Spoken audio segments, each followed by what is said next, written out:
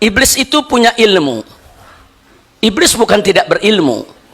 Iblis itu berilmu. Dan menariknya, iblis juga punya iman, mengesahkan Allah. Bahkan iblis tidak pernah mempersekutukan Allah. Jangan lupa itu, iblis punya iman. Di mana iblis tidak pernah dan tidak akan pernah mau untuk mempersekutukan Allah. Kenapa? Karena iblis punya ilmu, tahu betul kalau Allah itu Maha Esa, kalau Allah itu tidak beranak dan tidak diperanakan, saudara. Tapi iblis tidak punya akhlak, ya kawan. Ini yang jadi persoalan. Ilmu dia punya, iman dia punya, tapi akhlak nggak ada, nggak punya adab, saudara. Sekarang mana bukti kalau iblis itu punya ilmu, saudara? Nah, buktinya, saudara, kalau kita buka Al-Quranul Karim, saudara, surat Al-Anfal ayat 48, tatkala Allah menceritakan bagaimana iblis dan pasukannya, saudara, itu menggoda orang-orang yang tersesat jalan untuk terus berjuang membela kesesatannya, saudara. Yang digambarkan oleh iblis seolah-olah perjuangan mereka itu memperjuangkan kebenaran. Tapi begitu mereka sudah tersesat, saudara, apa yang terjadi? Waqala ini Allah menceritakan dalam Al-Quran. Maka iblis itu berkata, inni bari'um minhu. Kata iblis apa? Aku melepas diri daripada kesesatan mereka, aku melepas diri daripada kemusyrikan mereka. Inni ara ma la tarawna. Aku melihat, saudara, yang kalian tidak lihat. Inni akhafullah, kata iblis. Sesungguhnya aku ini takut kepada Allah. Wallahu syadidul iqab. Dan Allah maha pedih siksanya. Ibadallah. Jadi iblis ini habis ngegoda orang buat sesat, buat musyrik. Begitu udah sesat dia lari. Ya Allah, ana nggak tanggung jawab, ya Allah. Enak aja tuh iblis. Udah gitu dia ngaku apa? Ini akhafullah, ana takut sama Allah. Memang iblis nggak berani kepada Allah, ya ikhwan. Jadi iblis punya ilmu, dia tahu siapa itu Allah. Iblis tahu Allah itu Maha Esa, Allah itu Maha Besar, Allah itu Maha Kuasa. Iblis tahu ada ilmu, saudara. Bukan tidak punya ilmu, saudara. Dan iblis juga punya iman, lihat. Imannya apa? Dia nggak mau mempersekutukan Allah. Manusia digoda untuk mempersekutukan Allah. Begitu manusia nyembah berhala, iblis lari. Anda nggak tanggung jawab, ya Allah. Masya Allah, kira-kira jelas gak? Berarti iblis ada ilmu gak? Iman? Apa yang dia nggak punya? Adab, akhlak nggak punya, saudara. Nah, mana bukti dia tidak punya akhlak, dia tidak punya adab? Allah yang menceritakan dalam Al-Quranul Karim, saudara.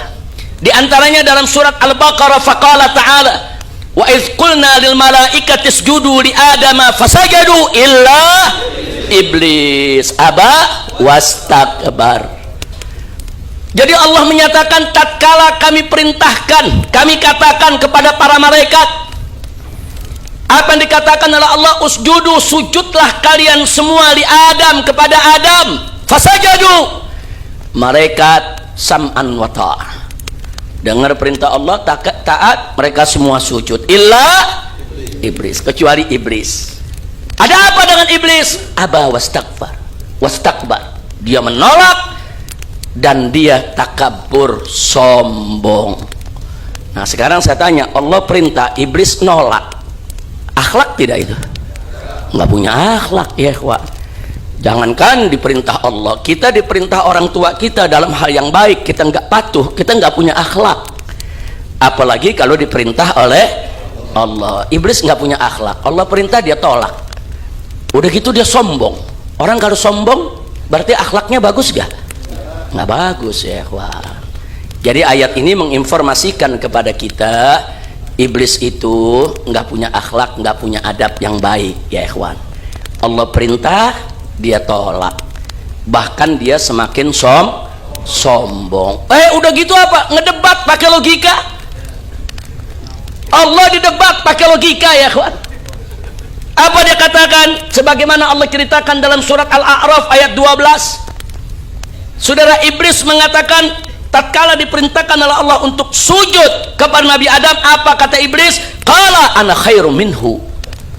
Ya Allah, ana lebih bagus dari dia, ana lebih baik dari Adam. Kenapa? Khalaqtani min nar, engkau menciptakan aku dari api, wa khalaqtahu min tin, sedangkan engkau menciptakan dia dari tanah. Tin, tanah liat ya kawan.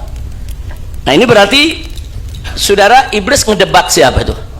Debat Allah. Pakai argumentasi gak? Pakai argumentasi.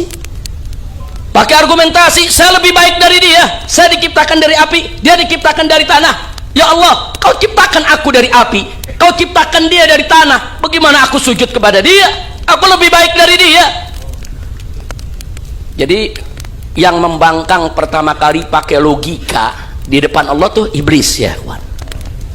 Nah, jadi pakai logika berarti sekali lagi saya tanya, berarti iblis punya ilmu gak? Punya. Cuman apa yang dia nggak punya? Akhlak, adab nggak punya ya kawan. Allah dilawan, Allah didebat. Padahal dia tahu Allah maha pandai, Allah maha berilmu, Allah maha mengetahui, Allah serba maha saudara dalam segala sesuatu. Ternyata tetap dilawan oleh iblis.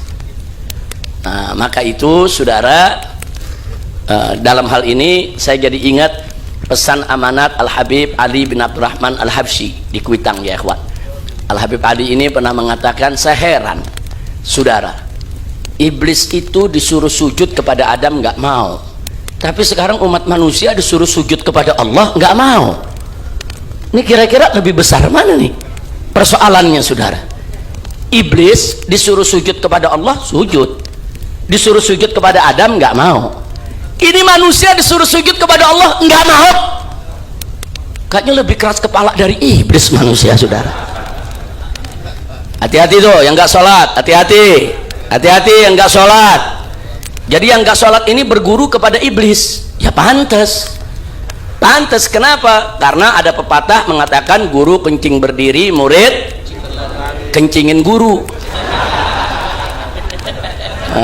Itu guru kencing berdiri, murid kencing berlari, tuh jadul tuh.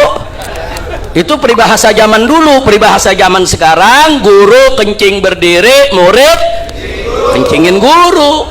Jadi kalau bergurunya sama setan begitu, setan nggak mau sujud kepada Adam, padahal sujud kepada Allah mau. Nah manusia ada yang berguru kepada setan, hatta sama Allah dan nggak mau sujud ya kuat. Na'udzubillah min